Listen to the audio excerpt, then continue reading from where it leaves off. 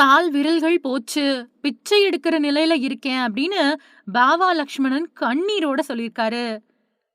மாயி அண்ணா வந்திருக்காக, மாப்பிள்ளை மொக்கச்சாமி வந்திருக்காக, வாமா மின்னல் அப்படிங்கிற வசனத்த கேட்டதுமே, நம்ம முகத்துல புன்னகை தானா வந்துடும்.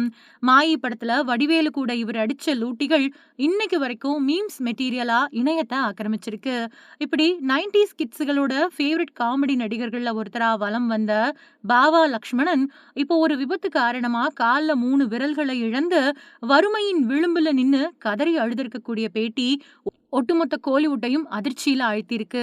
சமீபத்தில யூடியூப் சேனல் ஒண்ணுக்கு உருக்கமா பேட்டி குடுத்திருக்கக்கூடிய பாவா லக்ஷ்மணன், "நான் தமிழ் சினிமாவில கிட்டத்தட்ட 30 வருஷமா இருக்கேன்.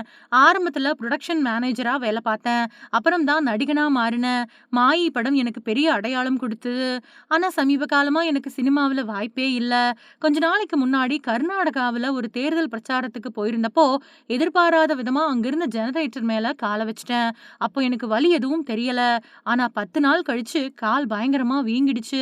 ஆஸ்பத்திரியில காட்டுனப்போ இன்ஸ்பெக்ஷன் ஆயிருக்கு. உடனே ஆபரேஷன் பண்ணி 3 விரல்களையும் எடுக்கணும் அப்படின்னு சொல்லிட்டாங்க.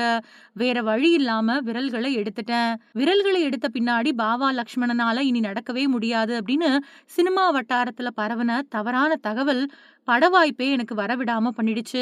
இப்போ நான் பிச்சை எடுக்கிற நிலையில தான் இருக்கேன். இந்த வீட்டையும் காலி பண்ண சொல்லிட்டாங்க. என்னோட ஃப்ரெண்டு தான் இப்போதைக்கு தங்கறதுக்கு ஒரு வீடு பார்த்து குடுக்கறதா சொல்லியிருக்காரு. இந்த இக்கட்டான சூழல்ல விஜய் டிவி பாலா, நடிகர் ஜீவா மாதிரியானவங்க எனக்கு தொடர்ந்து சாப்பாட்டுக்கும், மருத்துவ செலவுக்கும் பண உதவி செஞ்சுட்டு இருக்காங்க. எனக்கு இப்போ முதலமைச்சர் விஜய் அவர்கள் ஏதாவது உதவி பண்ணா நல்லா இருக்கும்.